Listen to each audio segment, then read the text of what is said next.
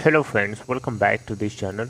दोस्तों, इस वीडियो में वोडाफोन आइडिया के लिए हम लोग बात करेंगे, लेकिन आगे बढ़ें उससे पहले आपसे रिक्वेस्ट करना चाहूँगा कि अगर आप पहली बार देख रहे हैं चैनल को तो सब्सक्राइब करके बेल आइकन को हिट कर लीजिएगा और डीमैट अकाउंट ओपन कराने के लिए डिस्क्रिप्शन बॉक्स में लिंक आपके लिए दिया गया है।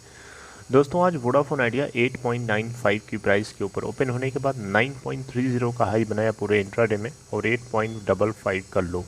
967.3 मिलियन टोटल वॉल्यूम ट्रेड किया गया एनएससी के प्लेटफॉर्म पे, यानी 96 करोड़ 73 लाख 95,027। 200 दिनों का जो इसका एवरेज वॉल्यूम है 44 करोड़ 73 लाख 11,334 का है।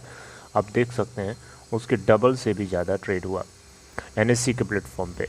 8.95 के ऊपर बंद हुआ, जो कि 2.87% की ग्रोथ के साथ बंद हुआ। दोस्तों, वोडाफोन आइडिया में एक ब्रेकिंग न्यूज़ है पूरे टेलीकॉम सेक्टर के लिए, आइए ब्रीफ में डिस्कस करते हैं।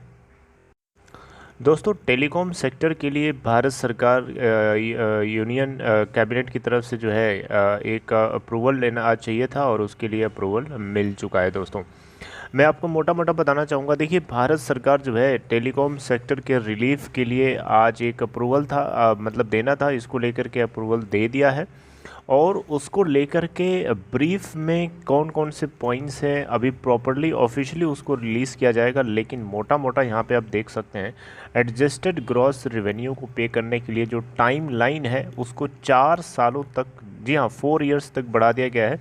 लेकिन एक बात यहाँ पे नोटिस करने वाली ये है कि ये जो एडजस्टेड ग्रॉस रेवेन्यू और जो स्पेक्ट्रम ड्यूज़ है इसको पे करने का जो टाइम लाइन 4 साल का दिया है, इसमें 2% का इंटरेस्ट भी लगेगा एनुअली। ये चीज़ जो है नोटिस करने वाली बात है। दूसरी चीज़ दोस्तों, ये खबर निकल के आ रही है कि जो नॉन टेलीकॉम रेवेन्यू होगा वो एडजस्टेड ग्रॉस रेवेन्यू के अंदर वो कैलकुलेट नहीं किया जाएगा, यानी सिर्फ और सिर्फ एजीआर डेफिनेशन के लिए वही रेवेन्यू काउंटेबल होगा जो टेलीकॉम सेक्टर से डायरेक्टली जुड़ा है। इसके अलावा जो डेफिनेशन है एडजस्टेड ग्रॉस रेवेन्यू के अंदर लेकर के और पॉइंट्स को लेकर के उसको भी कुछ न कुछ चेंजेस किए जाएंगे। और दोस्तों, यहाँ पे आपको बताना चाहूँगा वोडाफोन आइडिया के पर्सपेक्टिव से हम बेसिकली बात करेंगे। तो वोडाफोन आइडिया के पर्सपेक्टिव से अगर हम देखें तो भारत सरकार जो है यहाँ पे वोडाफोन आइडिया का जो डेट है, कर्जा है, इसको इक्विटी में कन्वर्ट करना चाहेगी और इसमें से एक टोकन अमाउंट जो है वो खरीद सकती है, रख सकती है अपने पास।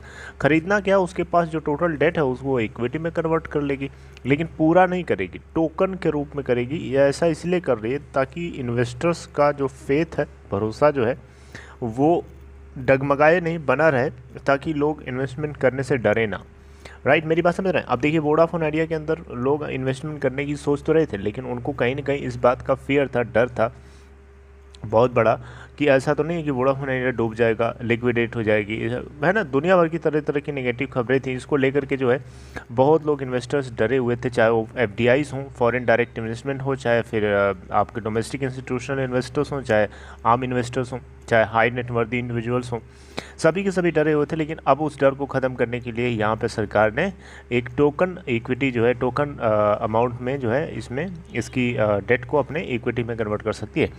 और दोस्तों, यहाँ पे आपको बताना चाहूँगा वोडाफोन आइडिया का मैनेजमेंट भी कोशिश करेगा आगे 29 के आसपास इसकी एजीएम है, एनुअल जनरल मीटिंग है। मीटिंग में जो है फंड को लेकर के ज़रूर डिस्कस किया जाएगा और मुझे लगता है कि अब इसमें इन्वेस्टमेंट जो है आने के पूरे चांसेस हैं।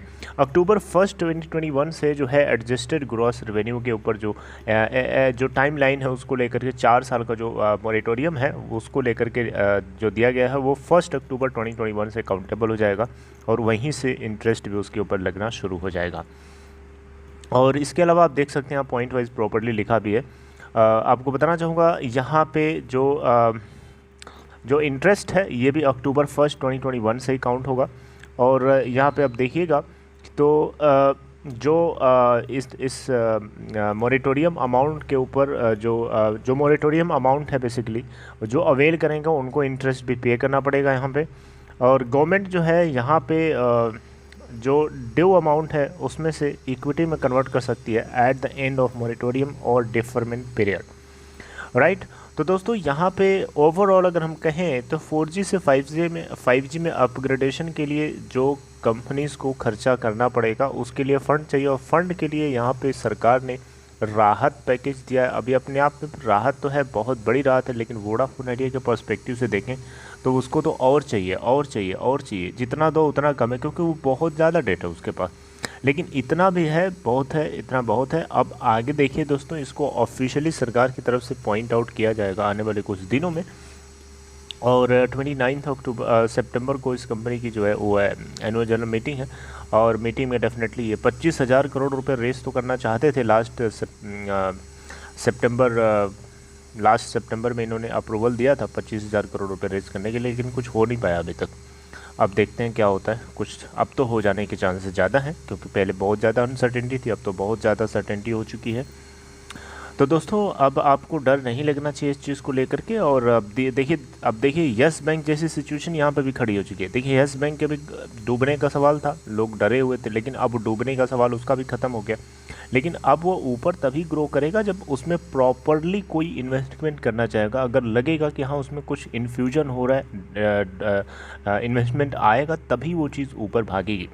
रिलायंस इंडस्ट्री लिमिटेड आज आपको इतना बूम करता हुआ दिखाई दे रहा है, इसका मतलब ये नहीं कि रिलायंस हमेशा से था। रिलायंस में इन्वेस्टमेंट आया, फेसबुक आया, गूगल आया, दुनिया भर के लोग इन्वेस्टमेंट करने के लिए आए। उससे पहले रिलायंस इंडस्ट्री लिमिटेड खुद भी कर्जे में था कि नहीं था। लेकिन जैसे जैसे लोगों का इन्वेस्टमेंट आया, लोग इसमें इन्वेस्ट करते गए, क्योंकि लोगों को लगा कि ये टेलीकॉम सेक्टर में तीनों सेक्टर जो प्लेयर्स हैं उन सभी में बेटर है, तो और आगे है, और बड़ी साइज़ भी है इसके पास, मार्केट रेवेन्यू काफ़ी है, तो लोगों ने इन्वेस्टमेंट करना शुरू कर दिया। वैसे अब वोडा आइडिया में जब इन्वेस्टमेंट लोग करना शुरू करेंगे ना चारों तरफ से, डेफिनेटली इसके अंदर भी आपको उछाल देखने को मिलेगा, पक्का मिलेगा, ये बात तो श्योर है। तो दोस्तों आगे ऑफिशियल तरीके से पॉइंट वाइज में आपको देखते हैं, अगर कुछ अपडेट आती है वोडा आइडिया की तरफ से या फिर सरकार की तरफ से तो मैं आपको बताने की कोशिश करूंगा। लेकिन मोटा मोटा मैंने आपको बता दिया कि सरकार ने टेलीकॉम सेक्टर को हेल्दी बनाने के लिए, उनको फाइनेंशियली हेल्दी बनाने के लिए कोशिश तो किया है। अब इसमें वोडाफोन आइडिया को लेकर के कितना ज़्यादा रिलीफ महसूस होगी, ये चीज़ हम लोगों को आने वाले टाइम में इसके स्टॉक प्राइस के मोमेंटम से ज़रूर पता चलेगी। चलिए अपना ख्याल रखिए, take care, I will see you next time.